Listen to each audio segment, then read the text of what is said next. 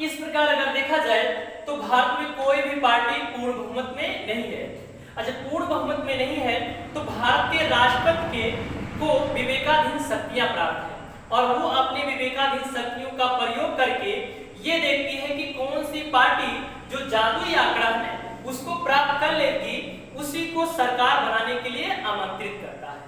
हमारे संविधान में कहीं नहीं लिखा गया है कि भारत का प्रधानमंत्री ये होंगे, है ना।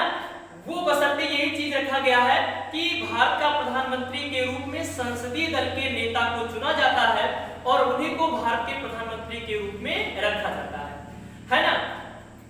एक चीज और हम लोग ध्यान रखेंगे कि अगर देखा जाए ये हमारे भारत है, ये हमारा भारत है, भारत के प्रथम नागरिक के रूप में कौन आते हैं? भारत के राष्ट्रपति। और भारत के राष्ट्रपति जो होते हैं ना वो सर्वसर्वा होते हैं।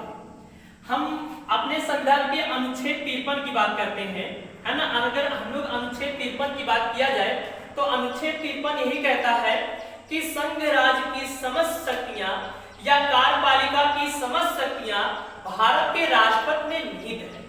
कहने का मतलब है कि संघ राज्य की समस्त शक्तियां किसमें निहित है? भारत के राष्ट्रपति में निहित है। अब यहाँ पर जो भारत के जो राष्ट्रपति है ना वो समझ लीजिए शक्तियों के आधार पर संपूर्ण शक्तियां उसी में निहित है ना। ये शब्द हम लगाए कि जो है संघ राज्य कार्यपालिका की समस्त शक्तियां भारत के राष्ट्रपति में निहित है।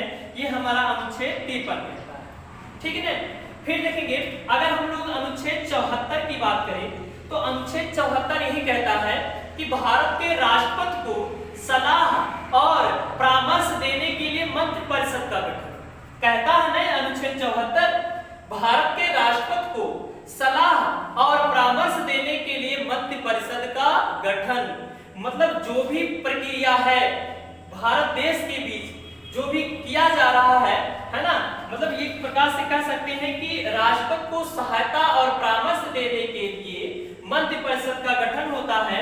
और फिर अनुच्छेद 75 यही कहता है कि भारत के राष्ट्रपति प्रधानमंत्री की नियुक्ति करता है और प्रधानमंत्री के परामर्श पर अन्य मंत्रियों की नियुक्ति कौन करता है? भारत के राष्ट्रपति करता है। तो देखेंगे हमारे सामने देखेंगे 3 जो अनुच्छेद है बड़े मुख्य अनुच्छेद हैं। अगर हम लोग